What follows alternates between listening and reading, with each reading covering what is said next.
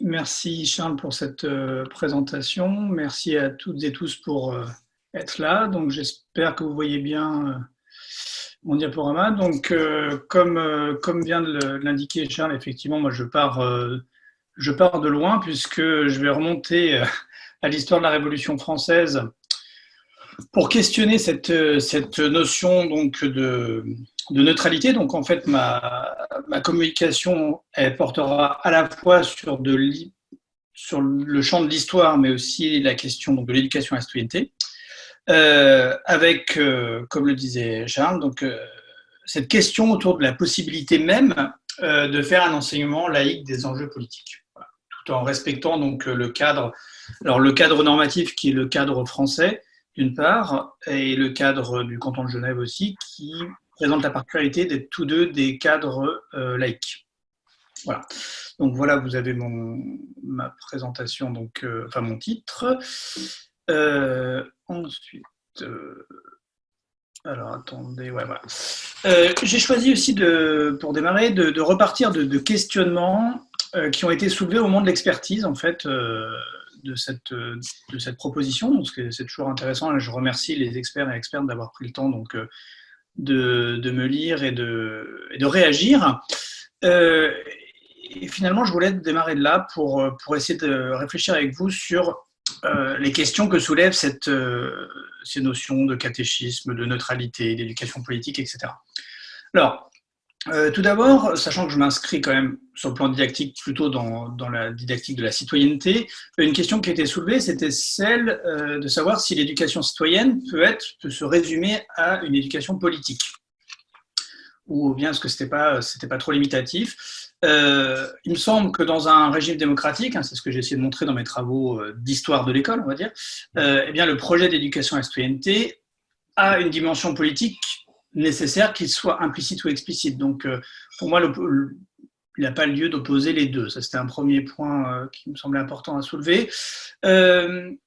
Ensuite, sur la question de la possibilité même d'une éducation politique et de ses modalités, je pense que il est difficile de disjoindre le projet politique, politico-pédagogique si on veut, qui existe, qui est derrière cette volonté donc de former on va dire rapidement des élèves aux politiques, et les modalités qui, en retour, conditionnent le caractère opératoire de cet enseignement. Et comme le disait Charles dans sa présentation, et je le remercie, donc moi je viens d'une histoire d'une pédagogie politique en particulier qui est donc le catéchisme politique, que Charles a défini comme un catéchisme laïque. En fait, on pourrait dire un catéchisme désacralisé, si on veut, c'est-à-dire c'est tout simplement des petits manuels de vulgarisation, je vous en montrerai, des petits manuels de vulgarisation politique et civique qui prennent la forme, qui empruntent la forme donc question-réponse. Donc il y a vraiment eu un transfert de pédagogie qui s'est opéré dans les années 1770 autour de cette forme-là. Et en travaillant sur cette forme même donc du catéchisme et sur les questions que ça pose à celles et ceux qui en écrivent, il m'a semblé qu'il était nécessaire vraiment de connecter les modalités d'apprentissage, les modalités donc d'éducation à la citoyenneté et d'éducation politique avec le projet. Donc ça, c'était un deuxième point. Ensuite, plus sur la question même de l'engagement qui est au cœur de ce panel et au cœur effectivement du projet de recherche dont nous parlions tout à l'heure. Une question qui a été soulevée, c'est qui portait sur la capacité à susciter l'engagement des jeunes. Il me semble que, justement, comme on l'a vu sur la notion d'injonction paradoxale, eh bien, il me semble qu'il peut y avoir une dimension contre-productive d'une volonté à tout prix susciter l'engagement, à pousser l'engagement, si cette injonction à l'engagement ne prend pas en compte la volonté des actrices et des acteurs eux-mêmes, c'est-à-dire donc les jeunes qui sont visés. Donc, dans le contexte très contemporain de mouvements qui mobilisent la jeunesse, que ce soit autour de questions climatiques ou autour de questions de genre ou de racisme aussi, eh bien, il me semble qu'il peut y avoir une dimension très contre-productive à ne pas les intégrer dans un projet d'éducation citoyenne et d'éducation politique. Voilà. Enfin, pour conclure sur les questions soulevées, sur la distinction entre éducation politique et éducation aux politiques, il me semble que si l'objectif premier, c'est de développer une capacité de discernement, eh bien, l'opposition me semble s'effacer assez rapidement, en sachant que l'objectif, bien évidemment, c'est de ne pas tomber dans de la propagande. Mais si d'un côté, on éduque au discernement, je ne pense pas qu'on puisse aussi faire en même temps de la propagande. Voilà, c'était par rapport à ça. Oui, j'ai oublié de le dire aussi sur la question du cadre théorique, sur l'approche historico-didactique que j'ai indiqué là, sur l'idée que ça permet de donner une profondeur. Je passe rapidement, mais c'était juste pour dire que je m'inscris donc dans l'histoire de cette discipline, de l'histoire de l'éducation à la citoyenneté, en remontant donc à la Révolution française, puisque moi je suis plutôt 19e-iste, en mobilisant donc cette notion d'approche historico-didactique qui permet donc de prendre en compte l'histoire même de la discipline de référence. Et donc, ça donne une profondeur et ça permet donc de poser au présent des questions héritées du passé de la discipline. Voilà.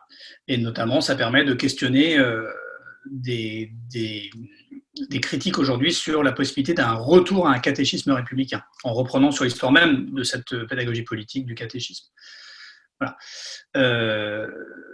Et ce qui permet aussi, donc, par cette approche historico-didactique, ça permet de questionner donc, les finalités d'une éducation à la citoyenneté qui hésiterait entre deux objets, enfin, pas deux écueils, parce que là, c'est pas un écueil, c'est l'émancipation, mais qui serait entre un écueil, la prescription, et un objectif qui me semble évidemment louable, celle de l'émancipation. Voilà. Donc, partant de là, moi je pose l'hypothèse suivante, c'est que la mission sociale même qui est confiée aux enseignantes et aux enseignants, qui est celle de former des citoyennes et des citoyens, enfin je parle dans une démocratie bien sûr, des citoyennes et des citoyens éclairés, peut faire obstacle à l'objectif même du projet d'éducation politique qui serait fondé sur l'engagement individuel. Voilà. Donc dans un premier temps, mais je vais passer vite puisque c'est plus de l'histoire, je ferai un petit rappel sur le genre de la vulgarisation politique dont je parle, le catéchisme politique qui a été progressivement désavoué, donc avec, dans un deuxième temps, cette idée reprise d'un article de Pierre Kahn en 2015, vous voyez qu'on est dans le contemporain, cette idée que le temps des catéchismes est révolu, sauf qu'il n'est pas révolu depuis 2015, il est révolu depuis bien avant. Donc ça va nous permettre de réfléchir en prenant donc l'histoire même de la discipline sur les moments où il a été considéré qu'on ne pouvait plus former des républicains comme des catholiques, pour faire rapide. Dans un troisième temps, donc j'interrogerai donc la question de l'engagement à travers donc ce projet dont a parlé Charles Hébert à l'introduction, avec cette idée que l'engagement à l'école, l'engagement pour l'école peut avoir la forme d'une injonction paradoxale. Alors, concernant donc le catéchisme politique, je remonte à un des tout premiers catéchismes laïques, donc vous voyez que c'est même avant la Révolution, donc ce catéchisme du citoyen de Joseph Sage, qui fut condamné, c'est bien le livre, qui a été condamné à être brûlé, à être lacéré et brûlé donc en 1775. Pourquoi je remonte à ce texte-là? C'est parce qu'il traduit la laïcisation donc de la forme catéchistique dans un contexte politique bien précis qui était lié aux enjeux et aux luttes de l'ancien régime finissant. Mais ce qui est particulièrement intéressant dans ce texte, vous voyez qui, en l'occurrence, a été édité à Genève parce qu'en fait, il a été édité, il était censuré de toute façon dans le Royaume de France, eh bien, c'est qu'il prend la forme en fait d'une succession de questions-réponses et il vise à catéchiser, donc à vulgariser la pensée rousseauiste. Donc, on a ici donc une volonté en fait de diffuser une pensée politique, celle de Rousseau, à travers donc une forme didactique, pédagogique plutôt empruntée à la catéchèse protestante et catholique, qui est la succession de formes et de réponses. Et on voit bien donc dans la conclusion même de ce texte de 1775, qui a été réédité aussi au moment de la Révolution française, que l'objectif, c'est de faire en sorte que, je cite, enfin voilà ce qui est l'objectif qui est donné. Une nation peu instruite, ignorant ses droits, les néglige et se laisse conduire à l'esclavage sans s'en apercevoir. Donc l'idée, c'est vraiment d'éclairer le peuple par donc cette pédagogie politique en évitant que celui-ci tombe dans l'esclavage et donc perdre toute capacité d'autonomie. Voilà. Alors là, je suis vraiment parti du début. C'est le seul que je montrerai puisque c'est quand même c'est pas le cœur de mon propos. Je voulais quand même vous montrer cet histogramme qui est issu de mon travail donc, de doctorat donc, d'histoire. En gros, j'ai travaillé sur un corpus de 800 catéchismes, à peu près, 815 catéchismes, donc, qui sont des ouvrages de vulgarisation politique qui empruntent la forme question-réponse. Et vous avez 3 moments particuliers. Donc, j'ai encadré le moment révolutionnaire, donc, qui est la période où il y a eu le plus de textes produits. Ensuite, le deuxième pic correspond à 1848, donc la Seconde République. Donc, nous avons la Première République, la Seconde, et nous avons ici la Troisième République. Donc, on voit que cette production est intimement connectée avec l'histoire des régimes républicains français. C'est pour vous montrer donc, le lien intrinsèque entre cette pédagogie politique et l'histoire des régimes français. Voilà. Maintenant, deuxième histogramme, où je me suis intéressé, parce que ça je ne l'ai pas précisé, enfin je l'ai dit rapidement pour SEJ, ce sont des ouvrages qui ne sont pas spécifiquement destinés aux enfants. Ce sont des ouvrages de vulgarisation, et certains ont été spécifiquement destinés aux enfants, mais pas tous. Et là, j'ai retenu uniquement ceux qui, par leur titre ou par leur paratexte, ou même par leur contenu, s'adressent précisément à des enfants. Et vous voyez que c'est encore une fois vraiment la Révolution française qui se caractérise par une très forte production de catéchisme pour enfants. Donc, le genre du catéchisme politique scolaire, c'est vraiment une spécificité de la Révolution française. Alors après, on en retrouve un petit peu en 1848. Et ce qui est assez intéressant à constater, c'est qu'au moment où se met en place l'école dite de Jules Ferry, il n'y a pas que Jules Ferry, bien sûr, on pourrait dire aussi à l'école de Paul Bert ou de Buisson, mais ce n'est pas le sujet. En tout cas, c'est au moment où se met en place l'école dite de Jules Ferry, eh bien, il n'y a plus de catéchisme. Et on verra pourquoi, justement.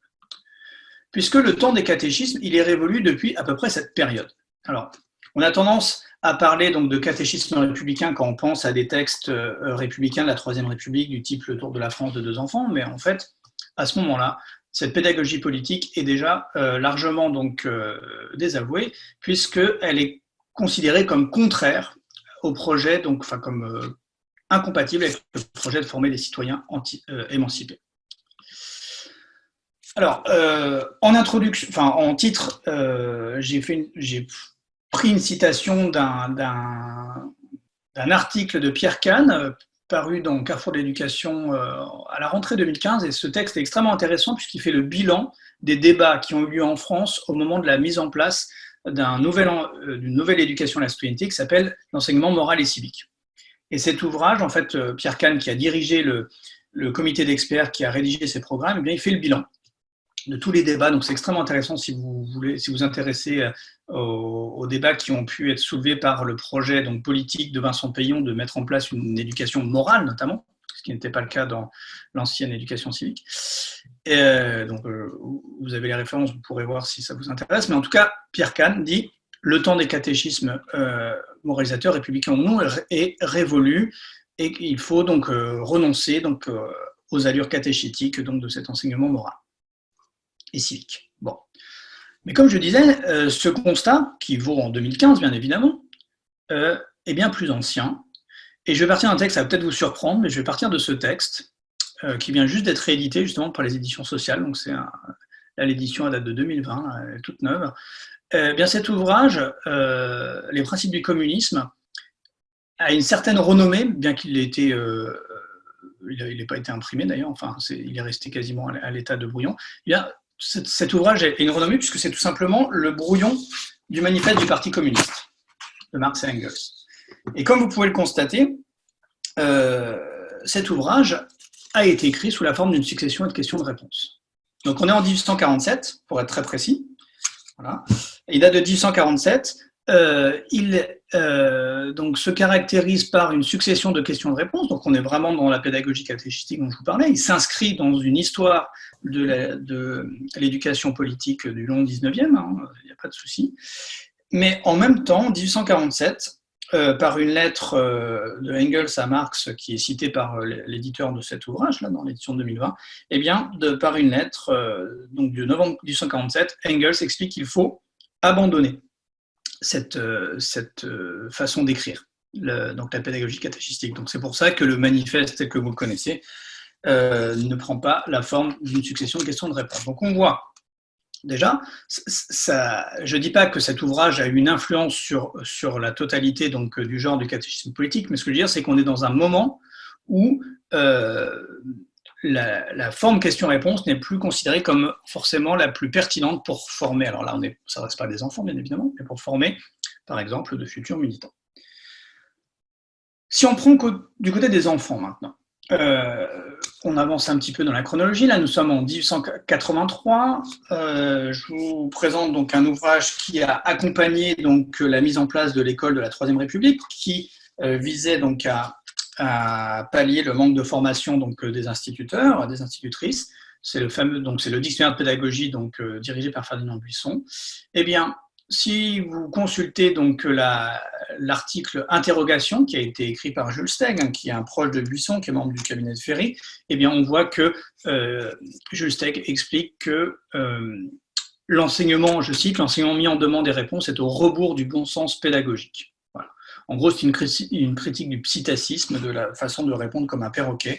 Donc, on voit bien que dans les milieux républicains, donc autour de la mise en place de l'école primaire, gratuite, laïque et obligatoire, la forme catéchistique, pour des raisons aussi évidemment politiques en lien avec le conflit avec l'Église, n'est plus du tout publicité.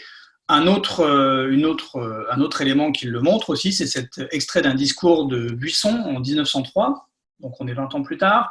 Buisson, à ce moment-là, n'a plus de responsabilité au ministère, il est député, et Ferdinand Buisson donc, explique qu'on ne fait pas un républicain, ce que j'ai dit au début, comme on fait un catholique.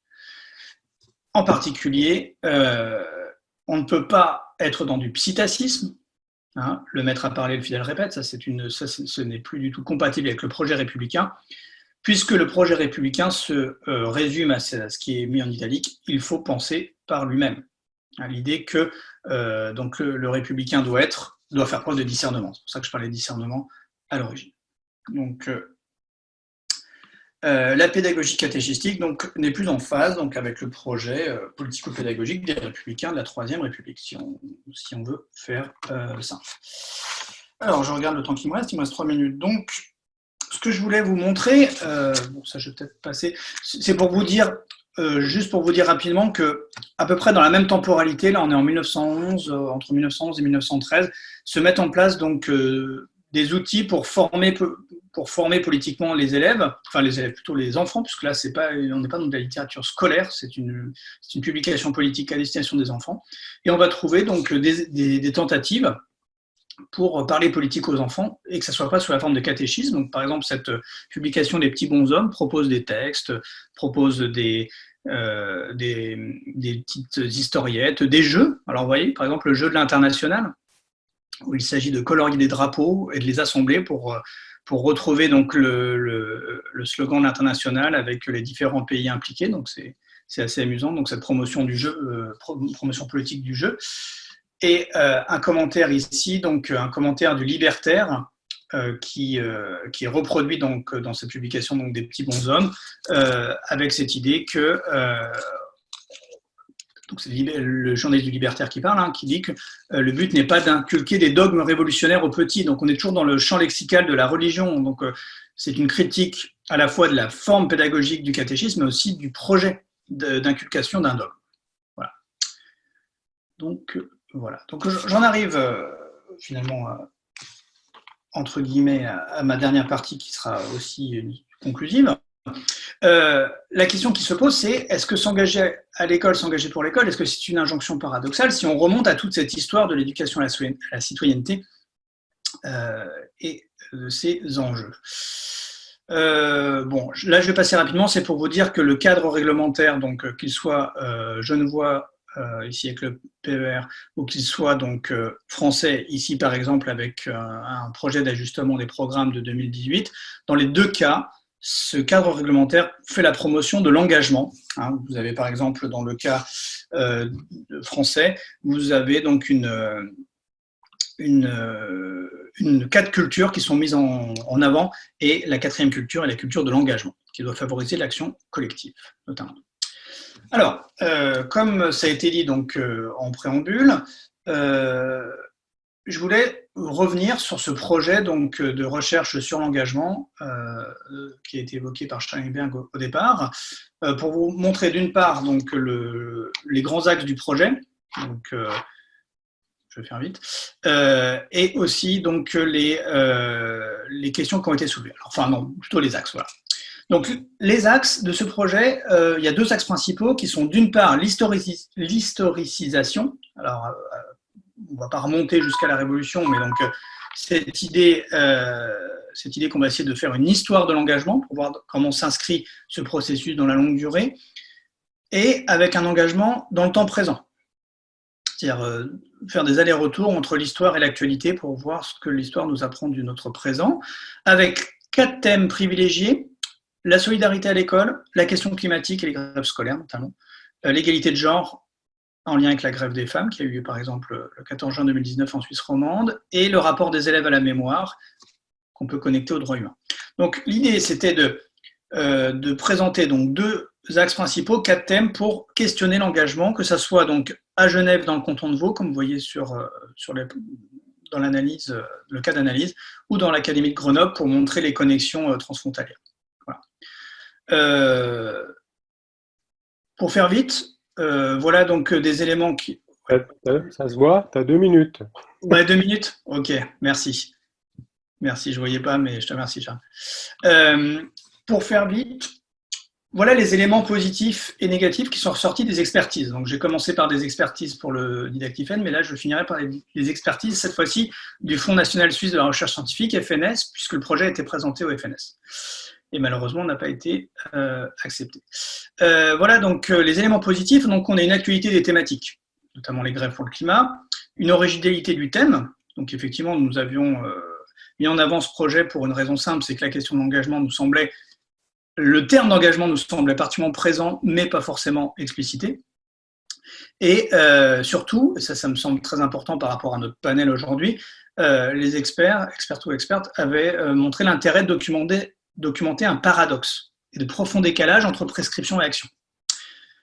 Sur les points négatifs qui ressortent, il y a cette difficulté à définir cette notion. Donc, finalement, quels sont les contours de l'engagement. Le conseil de la recherche, là, cette fois-ci, qui faisait la synthèse et l'expertise, a considéré que la notion d'engagement était peu opérationnelle, donc ce qui peut entrer en contradiction d'ailleurs avec les expertises plus haut. Et surtout, la question de la comparaison France-Suisse n'était apparemment pas assez explicitée pour les experts et expertes.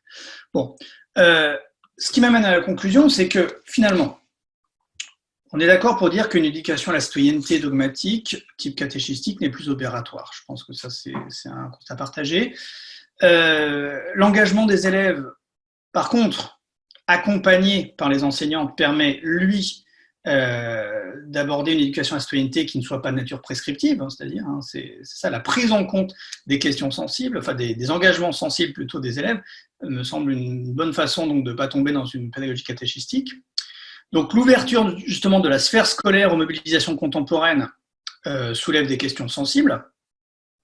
C'est ce que vous avez pu voir donc, dans les expertises ci-dessus. Et donc finalement, en conclusion, il me semble que la didactique des questions sensibles doit permettre justement donc, de faire de l'éducation politique ou politique sans renoncer au projet donc émancipateur, si on veut, d'éveiller le discernement des élèves. Voilà, merci beaucoup.